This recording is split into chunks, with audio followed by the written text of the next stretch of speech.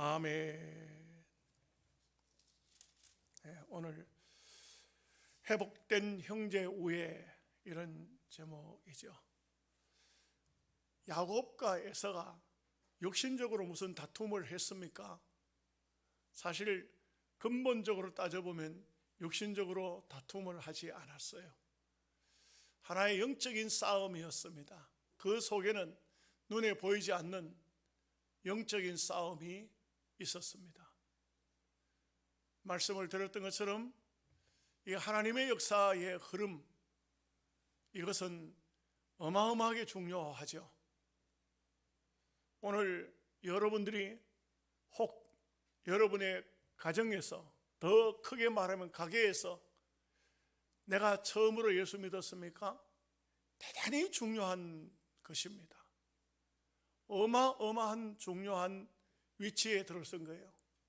이것은 우리가 복음의 진리를 깨달았든지 못 깨달았든지 상관없이 하나님의 은총이 여러분들에게 임한 것입니다.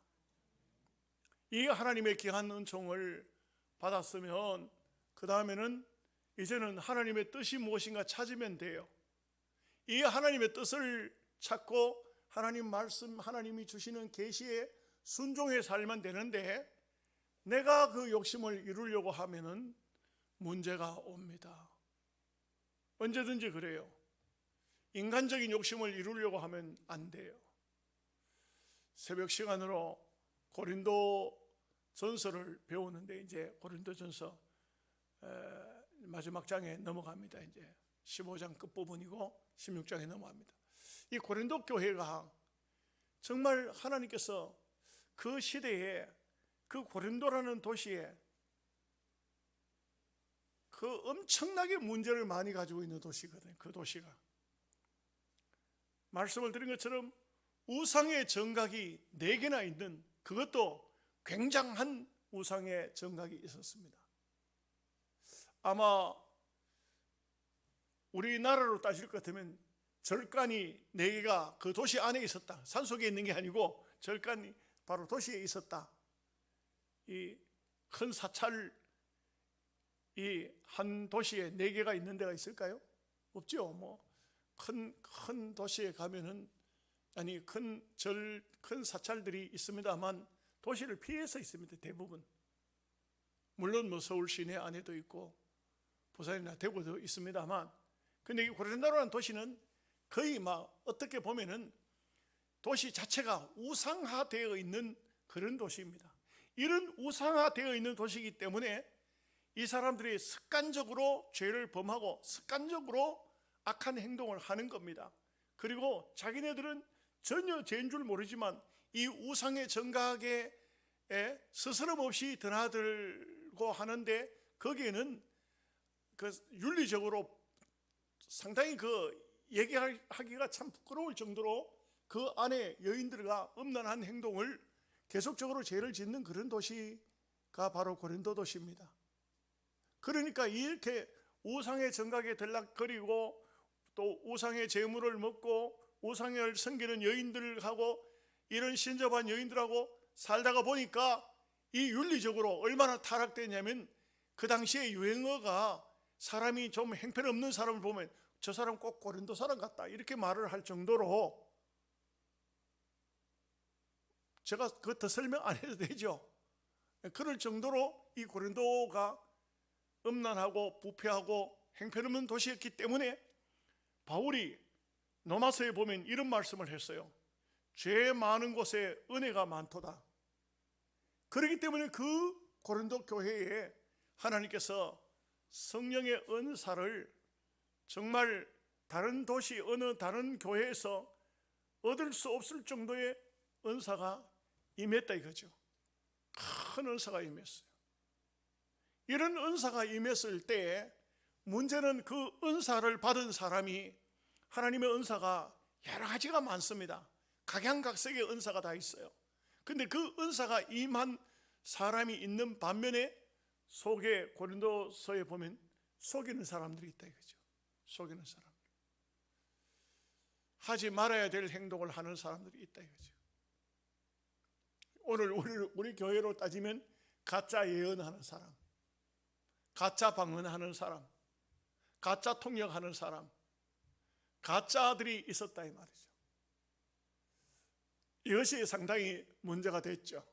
그래서 이것은 하나님께 은사를 받아야 되는데 받지 않고 받은 것처럼 그렇게 하는 것이 바로 이렇게 잘못된 신앙이라 이거죠. 그 여러분 다시 본문 말씀으로 에서와 야곱의 문제로 들어가 봅시다. 형제간의 문제입니다. 둘이 재산 때문에 싸웠습니까? 아버지가 유산 물려줬는데 그걸로 전쟁을 했습니까? 그런 문제가 아닙니다. 거기에 무슨 가정적으로 어떤 문제가 있었는데 그 가정적인 문제로 갈등을 일으킨 적이 있습니까? 없습니다. 그런데도 불구하고 왜 이렇게 형제간이 서로, 야곱도 자기에게 어떤 능력이 없었지만 에서 같은 경우에는 400명의 군사를 이끌고 야곱을 죽이려고 할 정도로 미움이 싹 텄을까? 제가 부끄러운 얘기를 하나 할게요. 제 얘기입니다.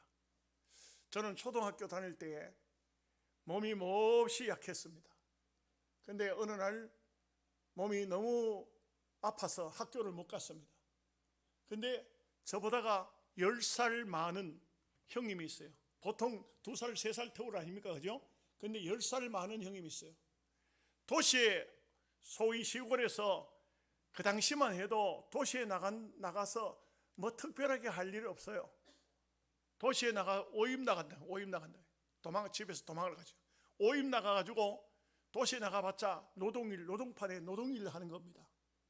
그렇게 열심히 노동판에 일을 해서 돈을 상당히 좀 모았는가 봐요.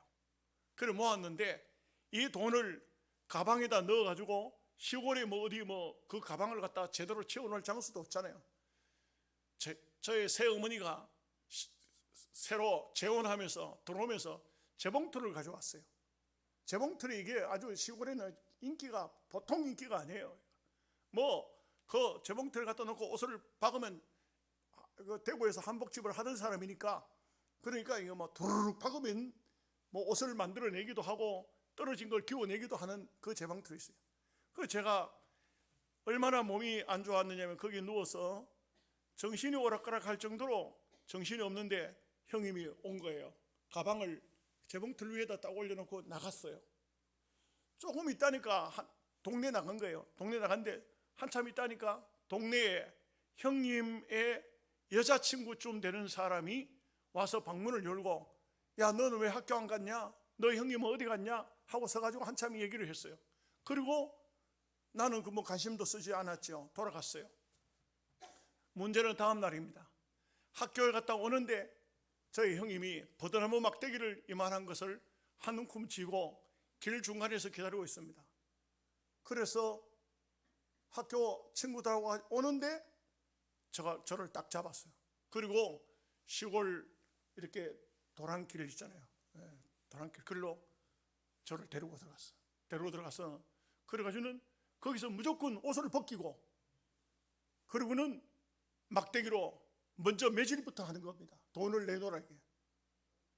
그래서 나는 돈을 모른다고, 건드린 적도 없다고. 그 형님이 그러면은 동생의 말을 믿어야 되고 아니면은 찾아보든지 어떻게 해야 되는데, 돈 어디다 숨겼느냐? 무조건 이 도둑으로 내가 돈을 훔쳐간 것으로 그 형님은 노동일 하면서 벌어서 정말 그 시골에서 도시에 가가지고 그 고생을 하면서 벌어서 온 돈이니까 이 돈이 그야말로 피 같은 돈이겠죠. 그런데 내가 방 안에 누워 있었으니까 나를 범인으로 지목해서 돈을 내놓으라는 것이요. 나는 돈을 보지도 못하고 만지지도 않았다. 알지도 못한다. 그랬으면은 다른 곳에서 돈을 찾아야 되는데 그러지 않고 그날 거기서 겁안 죽도록 얻어맞았습니다. 그 초등학생이 뭘 알겠어요? 그냥 매만 맞은 겁니다. 정신을 잃어버렸습니다. 버려두고 가버렸어요. 사람도 다니지 않는 지역이에요. 어떻게 제가 집에 왔는지는 전혀 잘 기억이 안 나요. 그리고 그 뒤로 며칠 동안 그야말로 사경을 헤맨 그런 게 됐어요. 나중에 이제 밝혀진 것은 그 형님의 여자친구, 동네 친구가 그 돈을 가지고 간 것이 이제 나중에 그 이제 알게 되었던 것이죠. 근데 그 뒤로도 전혀 그 형님한테 미안하다, 내가 오해했구나 한마디를 듣지를 않았어요. 그게 평생의 마음에 한이 됐던 것이죠. 그런 어린 시절에 그것이 결혼을 하고 사는데도 계속해서 제가 꿈을 꾸면은 한쪽에 누군가에게 끌려가서 매맞는 이런 꿈을 꾸게 된 것이죠. 그 상처, 그 아픔, 그 고통은 남들이 모르는 하나의 나의 트라우마일 수밖에 없습니다. 근데 목사가 되고 목회를 하면서도 유독히 또 그 형님은 예수를 안 믿어요. 그 자식들은 다 예수를 믿는다고 하는 얘기를 들었는데도 안 믿어요. 그 고향을 내려올 때마다 전혀 인간적인 정이 없는 겁니다. 서로의 관계 속에서.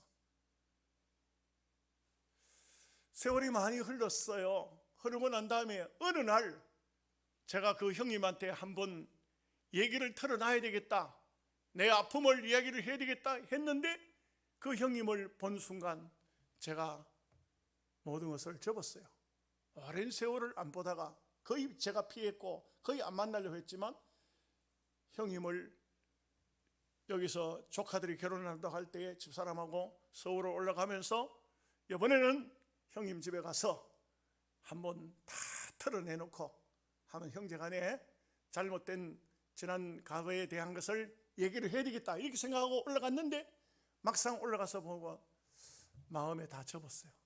왜 그러냐면 한때 그렇게 잘 나가던 형님이 행편없는 하나의 참 인간적으로 보면은 예수도 모르고 늙고 행편없고, 그리고 지금은 직장도 못 다니니까 뭘 하고 있는, 형님 지금 뭐 하십니까? 아파트 수리한다. 지금 그런 입장에 제 옛날에 그 아픔을 드러내서 그 형님의 마음을 또 아프게 하고 싶은 생각이 없더라고요. 그걸로 접고 말았죠. 근데 몇 번 제가 복음을 전했지만 전혀 복음에는 관심이 없었습니다.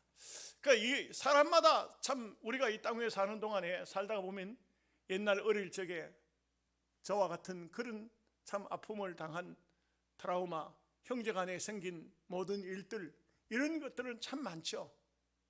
근데 이 에서와 야곱의 사이는 전혀 그런 게 아니에요. 이건 뭐냐 하면 여기는 눈에 보이지 않는 영적인 싸움이 그 속에 들어가 있는 겁니다. 영적인 것이 들어가 있는데 문제는 여러분들은 꼭 착각하지 말고 아셔야 될 게 있습니다. 하나님이 주시는 복은 늦은 것 같지만 기다려야 됩니다. 주실 때까지 기다려야 됩니다. 절대 인간적인 술수나 인간적인 방법으로 무엇을 하려고 하면 안 됩니다. 하나님께 기도하고 하나님이 내게 허락하실 때까지 기다리는 것, 이것이 얼마나 중요한가 하는 것을 보여주고 있습니다. 야곱이 그걸 못했어요. 리브가도 조급했고 야곱도 어머니 얘기를 듣고 조급했고, 그래서 결국은 그의 삶 전체가 한번 틀어지기 시작하니까 그 습관에서, 그런 곳에서 벗어나지를 못하다가 보니까 이런 크나큰 문제가 생겨진 것입니다. 물론 우리가 하나님의 뜻을 잘 모르잖아요. 하나님께서 어떻게 방향을 이끌어 가시는지 잘 모르잖아요. 그러니까 야곱은 기도해도 시원치 않은 겁니다. 정말 하나님의 계시를 받아도 그래도 그 계시는 따로 있고 또 내 생활은 또 다르게 가고 있고, 이런 모습을 볼 수가 있습니다. 여러분, 혹시 여러분들 중에도 어떤 문제로 말미암아서 하나님 앞에 절실하게 기도했으면 그 기도한 내용대로 하나님 앞에 기다려야 되는데, 기도는 그렇게 하고 열심히 기도하고는 다른 방향으로 가버리는 겁니다. 다른 방향으로 가는 겁니다. 이거는 다른 말로 하면 십자가를 손에 붙잡고 하나님 정말 어떤 고난과 어떤 어려움 중에도 이 십자가 붙들고 살겠습니다 해야 되겠는데, 십자가는 손에 붙들고 하나님 영광을 구하는 그런 성도와 똑같습니다. 십자가는 손에 쥐고 하나님 내게 영광을 주옵소서, 이거하고 다를 바가 없습니다. 우리는 그렇게 신앙과 생활이 따로따로 노는 따로국밥이 되면 안 됩니다. 정말 신앙과 삶이 하나가 되어져서 나갈 수 있도록 그렇게 하는 것이 대단히 중요하다, 이렇게 말씀을 드릴 수 있겠습니다. 자, 이제 본문 말씀으로 돌아갑니다. 1절 2절 말씀 다 함께 같이 보겠습니다. 야곱이 눈을 들어보니 에서가 400명의 장정을 거느리고 오고 있는지라. 그의 자식들을 나누어 레아와 라헬과 두 여종에게 맡기고 여종들과 그들의 자식들은 앞에 두고 레아와 그의 자식들은 다음에 두고 라헬과 요셉은 뒤에 두고. 여기 앞부분에서도 나왔던 얘기인데, 이거 보면은 그렇게 야복 나루에서 밤새도록 기도했죠. 밤새도록 기도했고 천사에게 얻어맞아 한도 뼈가 위골되고 이런 상태지만 역시 이 방법은 다르지 않아요. 여러분, 이게 뭘 말해주고 있습니까? 그렇게 열심히 기도하고 사는 것은 또 육신적으로 사는 겁니다. 그렇게 열심히 하나님 믿음으로 살겠습니다 하고 나가서 거짓말하는 겁니다. 이게 바로 어쩌면 야곱의 모습이고, 야곱만 욕하지 마세요, 우리의 모습이에요. 똑같습니다. 전혀 다르지 않는 것이 이런 모습이라 할 수 있습니다. 그래서 성도들이, 예수 믿는 사람들이 예수를 믿고 난 다음에 좀 진리를 깨닫고 말씀을 알고 기도하면서 정말 자기가 신앙으로 살면서 모든 것이 확 바뀌어지고 변화되어지고 거룩한 삶으로 삶이, 온전한 삶이 되어지면 얼마나 좋겠어요. 그런데 그렇지를 않아요. 그렇지를 않아요. 그렇게 열심히 기도하고도 사기칩니다. 그렇게 열심히 기도하고도 거짓말합니다. 그렇게 열심히 기도하고도 부도냅니다. 이게 바로 인간인 것 같아요. 인간, 야곱의 인생. 그래서 엄격히 말하면 사람에게는 인간적으로는 희망이 없어요. 우리에게는 희망이 없어요. 하나님 은혜만이 희망입니다. 하나님이 그 은혜를 듬뿍 주셔야, 그 은혜를 충만하게 주셔야, 은혜가 나를 이끌어 가야 이제는 모든 것을 다 내려놓을 수 있지. 그렇지 않은 다음에는 계속해서 욕심적이고 인간적이고 세상적인 방법으로 가는 것이 야곱의 인생길이다. 야곱의 인생길은 우리의 인생길이 되겠죠. 3절 4절입니다. 자기는 그들 앞에서 나아가되 몸을 7번 땅에 굽히며 그의 형 에서에게 가까이 가니 에서가 달려와서 그를 맞이하여 안고 목을 어긋 맞추어 그와 입 맞추고 서로 우니라. 참 신기한 것은 앞부분에서 우리가 계속 연결된 말씀을 또 찾아보죠. 야곱이 사람을 보냈습니다. 에서에게. 야곱이 지금 거미한양 고향으로 돌아오고 있다는 것입니다. 그리고 형님께 은혜를 잊기를 바란다, 이렇게 말하고 있습니다. 그런데 에서는 한마디 말도 않고 400명의 군사를 일으켜 그들을 데리고 야곱을 맞으러 옵니다. 400명의 군사가 왜 오겠습니까? 고향 오기 전에, 고향 땅 숲곳으로 오기 전에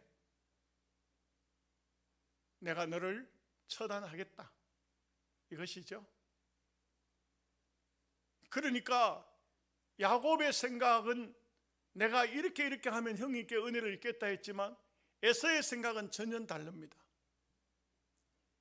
여러분, 사람이 근본적으로 잘 안 변합니다. 에서가 이런 야곱을 목을 어긋맞겨 안고 울고 이렇게 하는 것은 은혜가 아니면 안 됩니다. 절대 은혜 없이는 이러한 삶을 살 수가 없습니다. 여러분, 우리의 삶에 있어서 생활을 한번 살펴보십시오. 은혜가 있는가? 은혜가 있으면 이 일이 가능합니다. 은혜가 없으면 이것은 안 되는 것입니다. 여러분, 400명의 군사가 어디서 나왔을까요? 이것은 사실상 이 집에 아브라함 때부터 아브라함이 많은 종들을 거느리고 있었잖아요. 그게 족장이에요. 하나의 부족장입니다. 지금도 아프리카 지역 같은 데나 저 아마존이나 또 어떤 그 가면 부족장들이 있어요. 부족장 말 한마디면요 끝나요. 부족장 말 한마디면 아주 놀랍고 놀라운 것이 부족장들의 근위예요. 그 부족장의 말을 듣지 않으면 살 수가 없어요. 김복규 목사님이라고 서울의 전도학교 교장이신데 그분이 얘기가 그렇더라고요. 자기 교회에서 파송된 선교사님이 어느 저 아마존 가에 가서 전도를 하는데 1년, 2년, 3년을 전도해도 아무도 전도를 못했어요. 한 명도. 왜 전도가 안 되는지 몰라요. 이 몰랐던 거예요. 부족 제도를 모르는 거예요. 아무리 가서 복음을 전해도 설득을 하면은 다 받아들인 것 같고 다 예수 믿을 것 같고 한데 교회는 안 나오는 거예요. 예배당을 세워놨지만 교회는 없어요. 파리만 나르는 겁니다.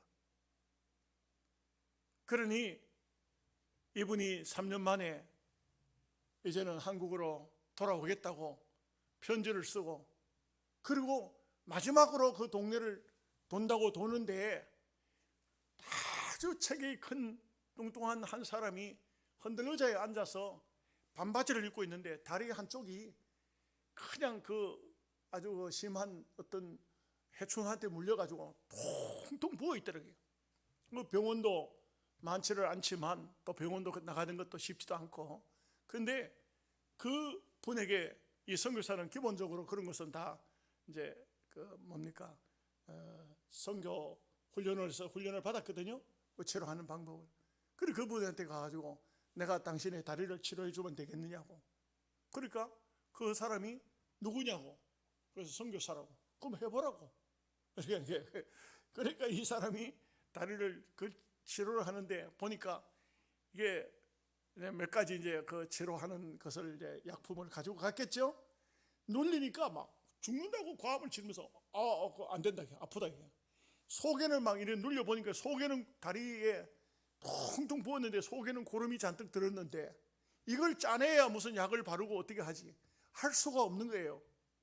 그러니까 이분이 내가 선교사로 왔는데 내가 이 일을 내가 감당을 해야 안 되겠나, 그런 생각이 드니까 한순간이지만 자기가 예수님의 십자가를 생각하면서 그 다리에 그 고름 그 상처에 입을 대고 쭉 빨았답니다.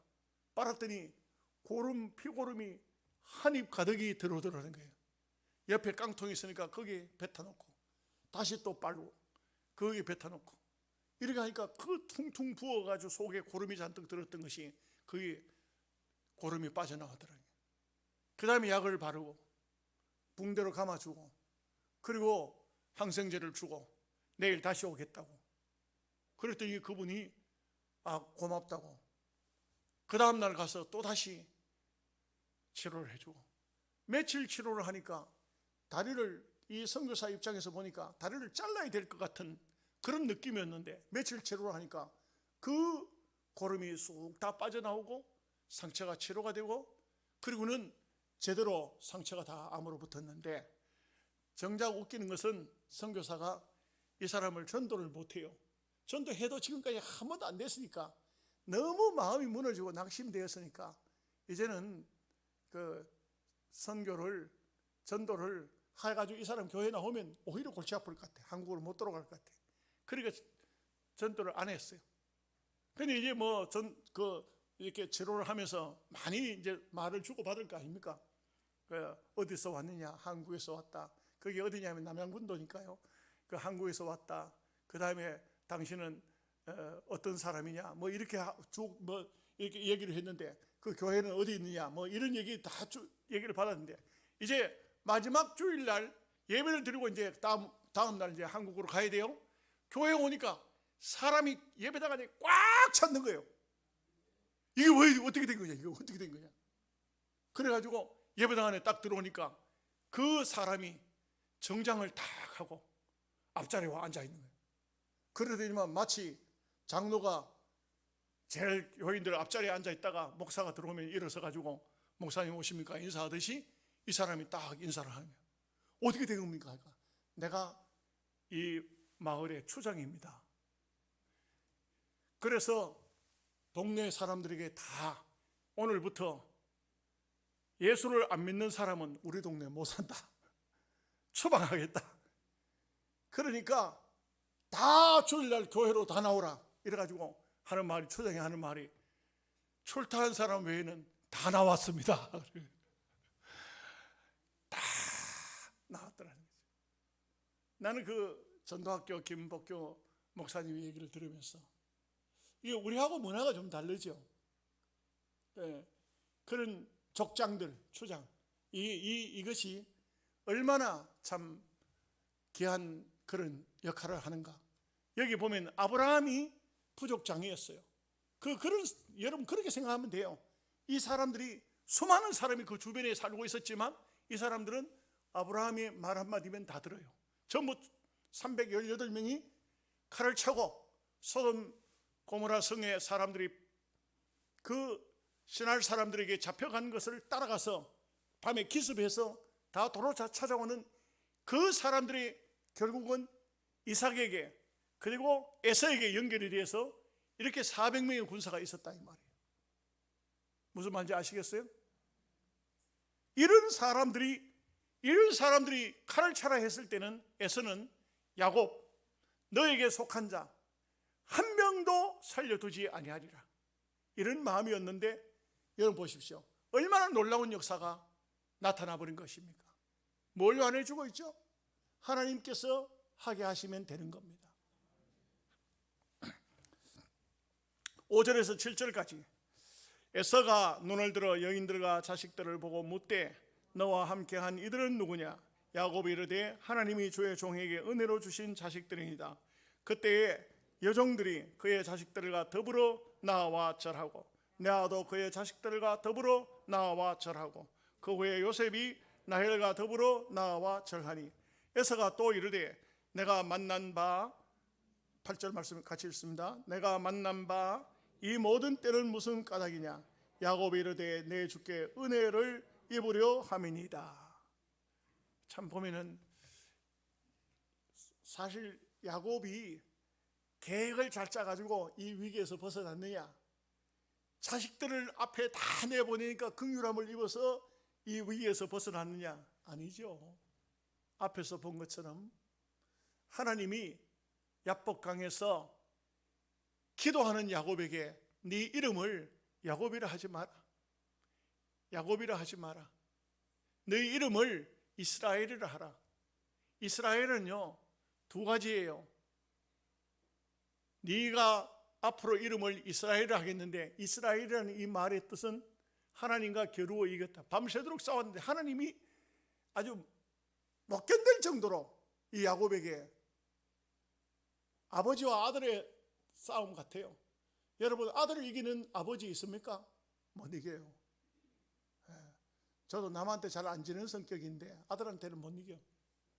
안 되더라고. 막 또 그게 또 결과적으로 또 무슨 얘기를 하다 안 되면 뭐라 하냐면요, 또 한 가지 아들이 써먹는 카드가 또 있더라고. 목사님이 돼가지고 그런 말씀하시면 됩니까? 그만 거기서 또 한풀 꺾여버려. 하나님과 겨루었는데 하나님이 네가 이겼다, 네가 이겼다. 또 한 가지 이름이 있어요. 그 이름은 놀랍게도 하나님의 항태자입니다. 여러분, 여기에 중요한 의미가 있죠. 하나님의 항태자. 이 세상의 임금, 대통령의 아들도 누가 함부로 못 건드리죠. 함부로 못 건드립니다. 하물며 하나님의 항태자라. 그러니 여러분, 야곱이 계획을 잘 짜가지고 처음에는 종들 그 자식 여종들 말이요, 자식들 나가고 그 다음에 레아 나가고 라헬 나가고, 그래도 안 되면은 나는 제일 맨 마지막에 있다 도망가야 되지, 그런 아주 얍삽한 그런 생각을 했었는데, 아마 야곱은 기질적으로 따지면 경상도 사람은 아니었던 것 같아요. 이해가 잘 안 되시는지 몰라도 우리만 돼도 이런 계획은 안 짤 것 같아요. 차라리 내가 죽지. 이런 경상도 기질은 좀 그런 기질이 있어요. 그런데 이 야곱의 모습을 보면 좀 얍삽한 게 그런 모습을 보여주고 있어요. 그러나 그것이 마지막 물질까지 다 뭐냐? 에서가 물어봤어요. 자, 9절 10절 말씀 봅니다. 에서가 이르되 내 동생아, 내게 있는 것이 족하니 내 소유는 내게 두라. 야곱이 이르되 그렇지 아니하니이다. 내가 형님의 눈앞에서 은혜를 입어 싸우면 청하건대 내 손에서 이 예물을 받으소서. 내가 형님의 얼굴을 배운즉 하나님의 얼굴을 본 것 같사오며 형님도 나를 기뻐하심이니이다. 그 보면은 아직도 이 야곱의 모습은 아주 간사한 모습이 보여요. 에서를 보고 나가서 7번 절하고 에서의 얼굴을 보고 형님의 얼굴을 보니까 하나님 얼굴을 배운 것 같습니다. 좀 그렇죠? 그래요 안 그래요? 솔직히 이런 얍삽한 사람이 어디 있어? 이런 간사한 사람이 어디 있어요? 참 인간이라는 것은 위기에 처하면 다 이런 모습을 볼 수가 있습니다.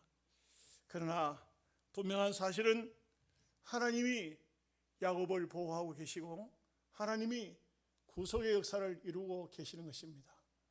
야곱의 모습은 이렇지만 그래도 하나님은 세월이 흐르면서 시간이 지나면서 야곱을 엄청 좋아하십니다. 여러분 기억하십시오. 여러분들이 어떤 상태이든지 아직까지 기질이 변하지 않고 잘못된 습성이 있고 내게 아직도 제거해야 할 부자연스러운 것들이 있다 할지라도 하나님은 여러분들을 사랑하십니다. 하나님은 여러분들을 좋아하십니다. 우리 하나님 이 모습 속에서 오늘 우리의 모습을 볼 수 있어야 됩니다. 얼마나 하나님께서 귀히 여기시는가. 11절 12절 말씀입니다. 하나님이 내게 은혜를 베푸셨고 내 소유도 족하오니 청하건대 내가 형님께 드리는 예물을 받으소서 하고 그에게 강건함에 받으니라. 에서가 이르되 우리가 떠나자. 내가 너와 동행하리라. 그 야곱이 형님께 드린 예물이 예물 정도가 아니고 뇌물입니다. 뇌물. 지나칠 정도로 많았습니다. 그러나 에서는 어떨까요? 에서는요, 실제적으로 야곱이 어린 때에 장자권 때문에 팥죽 한 그릇에 장자권을 팔고 장자는 모든 부모의 재산을 배로 받아요. 그러니까 3분의 1을 에서가 가져야 되는데 팥죽 한 그릇에 야곱에게 3분의 1을 주고 자기가 3분의 1을 가지도록 했죠. 사실은 야곱은 아무것도 안 가져갔어요. 오히려 이삭이 결혼할 때 외삼촌 라반의 집에 그때 당시에는 외삼촌이라고 하기는 어렵죠. 근데 이 밧담 아란에 가서 리브가를 데려올 때 얼마나 많은 것을 가져갔어요. 아브라함의 종이. 그래요 안 그래요? 그렇게 부유한 집안입니다. 넉넉한 집안입니다. 이런데 야곱은 오히려 에서의 낯을 피할 때 홀롤단신으로 갔어요. 기름 뿔병에 기름 한 병. 기름을 왜 가져갑니까? 기름은요 들판에 잠자잖아요. 벌레가 물지요. 기름 발라요. 아침에 일어나면 그 사람들 기름을 한 모금씩 마셔요. 이 기름은 대단히 중요해요. 어디 예를 들어 주막집이 있다. 거기 가서 음식을 좀 먹고 싶다. 그러면 기름을 부어서 이 돈으로, 오늘 우리로 말하면 돈으로 같이 계속 생각할 수 있어요.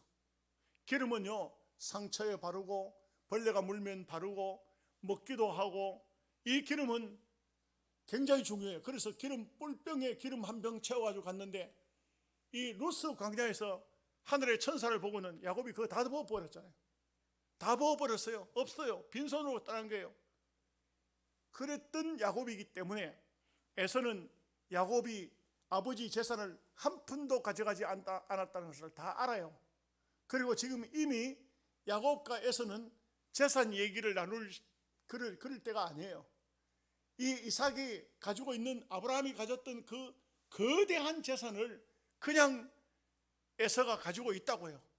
그런데도 야곱이 이렇게 자기 형님에게 갖다 준 것을 에서는 드디어 받았더라.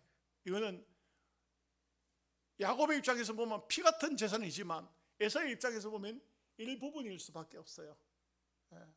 그 크게 큰 재산이 아니에요.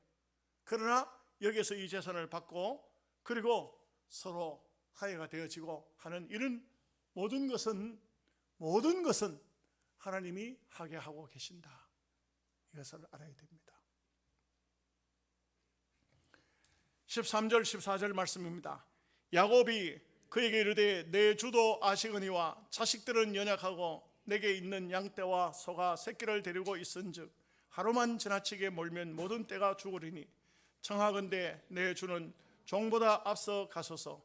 나는 앞에 가는 가축과 자식들의 걸음대로 천천히 인도하여 세일로 가서 내 주께 나아가리이다.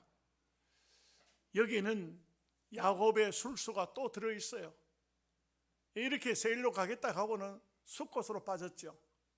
결국 보면은 이 야곱은 그렇게 하나님 앞에 은혜를 받았지만 그 은혜의 삶을 제대로 산 것은 세월이 많이 흐르고 시간이 많이 지나서 됐어요. 이 야곱이 야복강에서 하나님을 만나고 떠오르는 태양을 보면서 분이엘이라 하나님의 얼굴이라 하고 그 이름이 이스라엘로 바뀌어지고 굉장히 하나님의 역사를 많이 체험했지만 야곱이 된 것은, 정말 야곱이 이스라엘이 된 것은 많은 세월이 걸립니다. 사람마다 다르죠. 사람마다 다르죠. 어떤 분은요, 예수 딱 믿는 순간, 예수 딱 믿고는 마음에 결심했어요. 술, 담배 다 끊어버리고 노름하던 거 다 끊어버리고 결단을 내리고 막 새벽기도 나오고 그런 사람이 있어요. 그런 분이 있어요, 없어요? 그런 분은 꼭 보니까 나중에 목사가 되더라고. 보통 사람은 아니에요. 그래야 하나님께서 그렇게 쓰시려고 그랬겠죠. 근데 대체적으로 보면은 신앙생활을 중도에 예수 믿죠. 참 본인도 힘들어하더라고. 술, 담배 못 끊고 가만히 예배 마치고 나면 나가서 담배 피우고 들어오고 이런 사람들. 담배 피우고 담배 냄새 날까봐 막 물로 막 입을 씻고 무슨 사탕을 먹고 이래가지고 들어오는데도 담배 냄새는 나요. 나도 모른 척 하는 것이, 알아도 몰라. 여러분들도 혹시 앞으로도 그런 일이 생기거든 모른 척 해주세요. 그게 굉장히 중요하죠. 제가 칠레, 우리 김성환 목사가 칠레에 있을 때 칠레 가니까 예배를 마치고 교인들 제가 집회를 하는데 한 주간 동안 집회를 했기 때문에 예배를 마치고 집으로 올 때 예배당 돌아가면 모리가 있는데 그곳에 사람들이 모여가지고 담배를 피우고 그러고 있는데 나는 교인들인 줄 몰랐어요. 그럼 내가 남들 남자들이 서가지고 있는데 살피네요. 그냥 이렇게 돌아 나와 그냥 집으로 오고 이렇게 했는데 김성환 목사가 그런 얘기를 하더라고요. 그 사람들은 전부 다 그 꾼들이라고. 예배 마치고 난 다음에 전부 모여서 담배 한 대씩 피우는 사람들 그곳에 모인다. 그런 분들이 있어도 교회에서는 모른 척 눈 감아주고 세월이 흐르고 시간이 지나면서 변화되도록 기다려야 되죠. 기다려줘야 되죠. 야곱도 그렇습니다. 야곱은 지독실에도 잘 변하지 않았어요. 많은 세월이 걸렸습니다. 그렇지만 하나님께서는 야곱을 버리지 않으셨어요. 그런 것이 문제가 아닙니다. 우리는 항상 그렇습니다. 어떤 사람이든 간에 기다려줘야 돼요. 부인들도 남편의 잘못된 행실을 보거든 기다려줘야 돼요. 언젠가 바른 삶을 살 수 있는 때가 올 때까지 기다려주는 삶이 굉장히 중요합니다. 이것이 바로 하나님의 방법입니다. 15절에서 17절 말씀 같이 보겠습니다.